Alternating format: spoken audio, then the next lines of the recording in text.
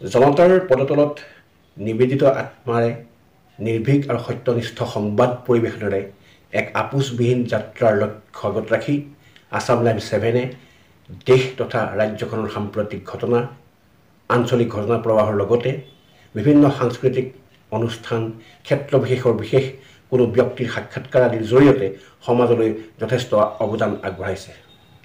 সচৰাচৰ টিআৰপিৰ স্বাৰ্থত পৰিৱেশিত সংবাদৰ পৰিৱৰ্তে অসম লাইভ 7-ৰ সংবাদসমূহ গঠনমূলক উদ্দেশ্য আগত ৰাখি যি ধৰণে পৰিশোধিত ৰূপত দাঙি ধৰে, আশা কৰিম অনাগত দিনত এই আপোচবিহীন যাত্ৰাৰে জনতাৰ হৃদয় জিনিবলৈ সক্ষম হ'ব। অহা 26 আগষ্ট তাৰিখে আয়োজিত ৫ম বাৰ্ষিক প্ৰতিষ্ঠা দিৱসৰ উপলক্ষে অসম লাইভ 7-ৰ সমূহ পৰিয়ালবৰ্গলৈ মোৰ তৰফৰ পৰা আন্তৰিক শুভেচ্ছা আৰু অভিনন্দন জ্ঞাপন কৰিছোঁ। ধন্যবাদ।